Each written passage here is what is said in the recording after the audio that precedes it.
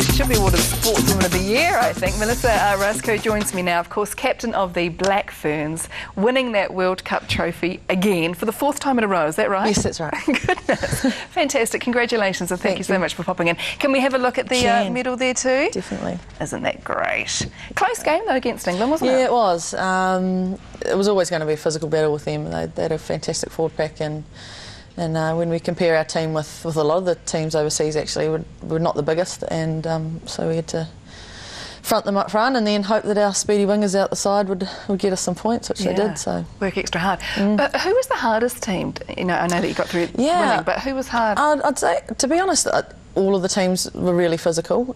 We hadn't played South Africa. I think Black Ferns have only ever played them once, so we didn't really know what we were expecting to go up against South Africa in the first game, and then Australia, it's that good old battle between Kiwis and Aussies, so you know you're up for a big one there. And then the Welsh are, you know, you look at the Welsh, traditionally they're really strong as well. So we had a really physical pool games I should say, so I think it kind of helped us in the end to come up against the English. Yeah, because you hadn't played a test since November, is that right? In November last year, the girls had 2 tests against England, and I didn't make that with concussion, but yeah, it was 1-1, and so we were looking forward to the battle against them. Yeah, God, you did so well given that. Are the South African girls big and tall? Like traditionally we think the forward pack big and their backs tall, yes.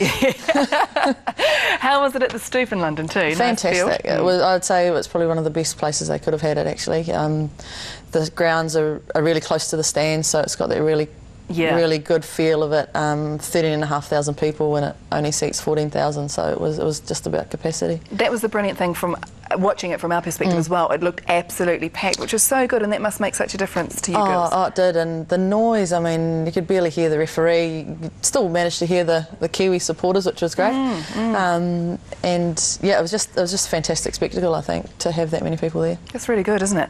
Now, you've been captaining 3 different national sports teams. Of course, you started with football, rugby, and also the rugby sevens. Yes. So pretty much excelling in all sport that you try.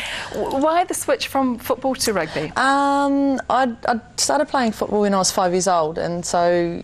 Was that unusual back then? Yeah, I think it was, because Mum's told me a few stories of her being on the sideline and supporting me, obviously, and then there's other parents saying, oh, girls shouldn't be playing football, and, you know, they won't be able to have babies when they're older and all this sort of stuff. And so she had a few stand-up arguments with some of the parents, more so with the ones of the boys' parents who I'd managed to get the ball off them and got round them or something. They wouldn't be too happy. They weren't too happy. But, yeah, I literally made the switch after, I guess, playing football for New Zealand. I started when I was 16, and I just got to the point where it was just time for a change, I think, and I literally went along just for the fitness and ended up playing rugby. So did you start playing sevens? Was that kind of touch? I mean, No, touch rugby, yeah, we played touch in the summer and things, but I just started playing football for Christchurch Football Club and on the wing, and then ended up in the forward pack. So what is it that you love about that game for a sport for women? Any sport, and I think particularly team sports. I mean, I'm a health and phys ed teacher, so I think team sports are impeccable, and kids should be doing them from as little as they can. It's just that cohesiveness, that teamwork that you've got to learn to do, and I think it just helps you for the rest of your life, because I mean you don't go through life and you go to work and you're working with a team, you know, so it's just they're just skills that I think are life skills really in general, and you can get it quite easily from playing a team sport.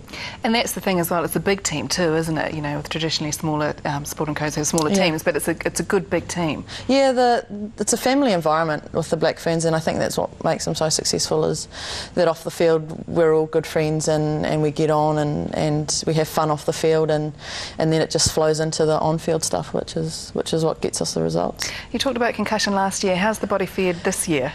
Good, touch wood. Yeah, it was. The physio had a pretty full-on time over the last 4 weeks being in the UK.